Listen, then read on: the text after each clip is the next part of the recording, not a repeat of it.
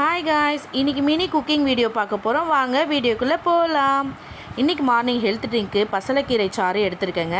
பசலைக்கீரை வந்து உடம்புல அதிகமாக உப்பு இருக்கிறவங்க மட்டும் இந்த ட்ரிங்க் எடுத்துக்கோங்க. எல்லோரும் குடிக்க வேண்டாம். வாரத்தில் ஒரு முறை இந்த மாதிரி பசலைக்கீரை சாறு குடிச்சிட்டு வந்தீங்கன்னா உடம்புல இருக்க உப்புத்தன்மை குறையுங்க. இந்த பசலைக்கீரை வந்து இப்படி தான் இருக்கும். நல்ல பெரிய பெரிய இலையாக இருக்கும். அதை வந்து ஒரு கிண்ணத்தில் குட்டி குட்டியாக வெட்டி கட் பண்ணி போட்டுக்கோங்க. அதில் வந்து ஒரு 5 மிளகு சேர்த்துக்கோங்க. ஒரு 1/4 டீஸ்பூன் ஜீரகம் சேர்த்துக்கோங்க. அதில் 1.5 கிளாஸ் தண்ணி ஊற்றி நல்லா 1/2 கிளாஸாக வற்றி வரணும். அப்போ தான் அதை வந்து நல்லா ஆற வச்சு வடிகட்டி எடுத்து இதை குடிச்சிட்டு வாங்க. உடம்புல இருக்கிற உப்புத்தன்மை இதை குறைக்குதுங்க. இந்த பசலைக்கீரையில் நன்மை வந்துட்டு விட்டமின் ஏ, சி இருக்குது, பி காம்ப்ளெக்ஸ் இருக்குது, இரும்பு சத்து இருக்குது, கால்சியம் இருக்குது, அனைத்து கிட்னி பிரச்சனையும் சரியாக்குது, தைராய்டை குணமாக்குதுங்க.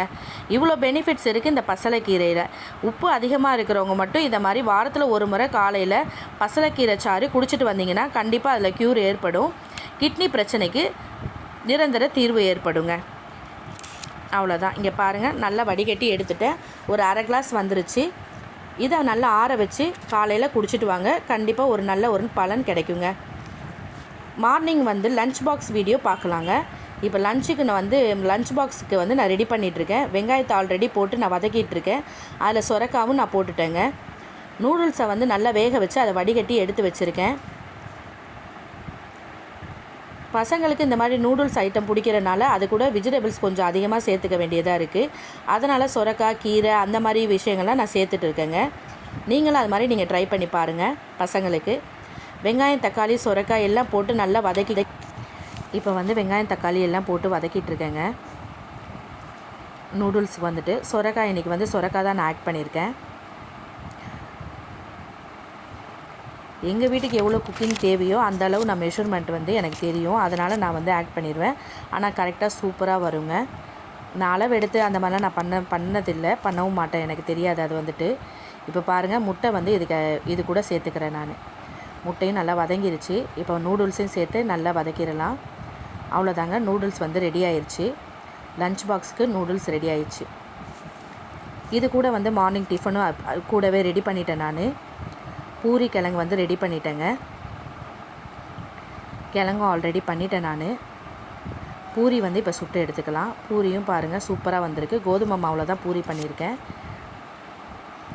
இன்றைக்கி மார்னிங் எங்கள் வீட்டில் பூரி கிழங்கு, லன்ச் பாக்ஸுக்கு நூடுல்ஸ், வெஜிடபிள் வித் எக்கு போட்ட நூடுல்ஸும் பண்ணியாச்சு. இந்த மாதிரி நீங்களும் பண்ணிங்கன்னா மறக்காமல் கமெண்ட் பண்ணுங்கள்.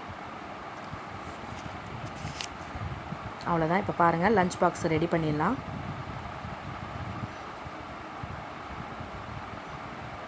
வெஜிடபிள் வித் எக் போட்ட நூடுல்ஸ் ரெடி ஆயிடுச்சு. மார்னிங் டிஃபனும் ரெடி ஆயிடுச்சு. இன்றைக்கி மார்னிங் எங்கள் வீட்டில் இதுதான் மினி டிஃபன். மார்னிங் டைம்னால் ஹரிபரியாக ரெடி பண்ணிகிட்ருக்கேன். அதனால் கொஞ்சம் க்ளீன் பண்ண முடியலை எனக்கு. இப்போ பாருங்கள், மார்னிங் டிஃபனும் ரெடி ஆயிடுச்சு. பூரி கிழங்குங்க. இன்றைக்கி எங்கள் வீட்டில் இதுதான். எங்கள் வீட்லேயும் உங்கள் வீட்டில் என்ன டிஃபன்றதை மறக்காமல் கமெண்ட் பண்ணுங்கள். மதியானம் லஞ்சுக்கு என்ன வீடியோன்னு பார்க்கலாங்களா? மட்டன் கிரேவி தாங்க பண்ண போகிறேன் நான். இங்கே பாருங்கள்,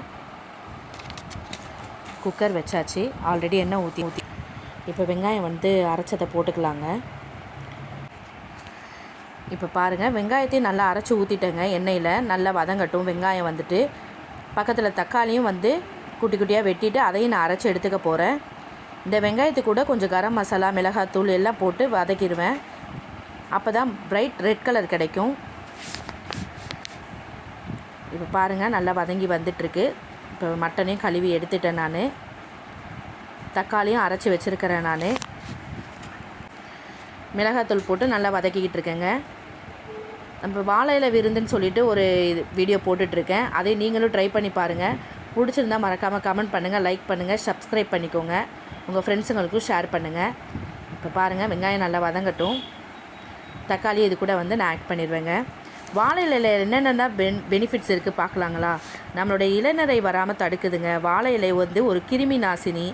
இருமல், பிபி, சுவாச கோளாறு அதெல்லாம் இருக்கிறவங்க இதை நல்லா அரைச்சி ஜூஸாக எடுத்து குடிச்சிட்டு வந்தோன்னா நல்ல ஒரு நிவாரணம் கிடைக்கும். இங்கே பாருங்கள், நம்மளுடைய மட்டன் கிரேவியும் ரெடி ஆயிடுச்சுங்க. வாழை இலையில் நல்ல ரைஸ் போட்டுடலாம், ஒயிட் ரைஸு. இன்றைக்கி வஞ்சர மீன் குழம்பும் நான் வச்சுருக்கேங்க.